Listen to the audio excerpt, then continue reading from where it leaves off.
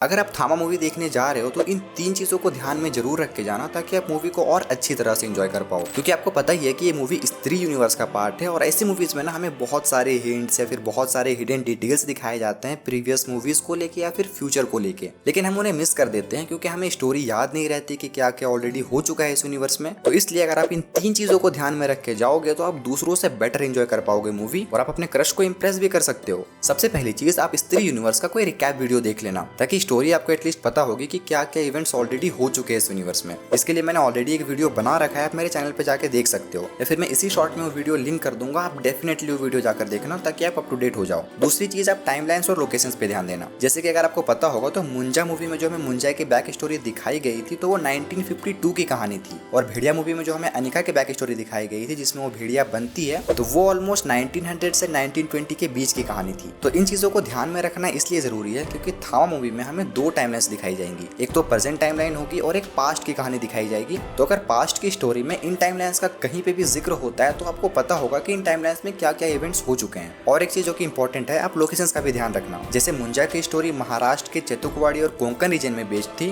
भेड़िया की स्टोरी अरुणाचल प्रदेश में बेस्ड थी, और स्त्री की जो स्टोरी है वो मध्य प्रदेश के चंदेरी में बेस्ड थी। और ऐसे ही अक्षय कुमार का जो कैरेक्टर हमें दिखाया गया था जो कि अब नेक्स्ट सरकटा बन चुका है, उसकी स्टोरी भोपाल में बेस्ड थी। तो इन लोकेशंस को ध्यान में रखना। अगर थामा मूवी में हमें इन लोकेशंस का कहीं पे भी जिक्र दिखाया जाता है तो आपको ऑलरेडी पता होगा कि इन लोकेशंस में कौन कौन से इवेंट्स हो चुके हैं या फिर इन लोकेशंस में कौन कौन से कैरेक्टर्स रहते हैं। तीसरी और आखिरी चीज, कैरेक्टर्स और बैकग्राउंड म्यूजिक पे ध्यान देना। जैसे कि ये जो कैरेक्टर है एल्विस का, ये हमें मुंजा मूवी में दिखाया गया था और अब ये थामा में भी होने वाला है। और बैकग्राउंड म्यूजिक में भी ध्यान देना क्योंकि बहुत से टाइम ऐसा होता है कि अगर किसी कैरेक्टर के बारे में बात हो रही है तो उस कैरेक्टर को सीन में ना दिखाकर उसका थीम सॉन्ग बैकग्राउंड में चला दिया जाता है, जिससे हम समझ जाते हैं कि कौन से कैरेक्टर के बारे में बात हो रही है। तो इन तीन चीजों को ध्यान में रख के जाना, आप मूवी को बहुत अच्छी तरह से एंजॉय कर पाओगे। और अगर फिर भी कोई डिटेल आपसे मिस हो जाती है तो मूवी आने के बाद मैं उस पर इन डिटेल वीडियो जरूर बनाऊंगा, इसलिए चैनल को सब्सक्राइब करके रख लेना।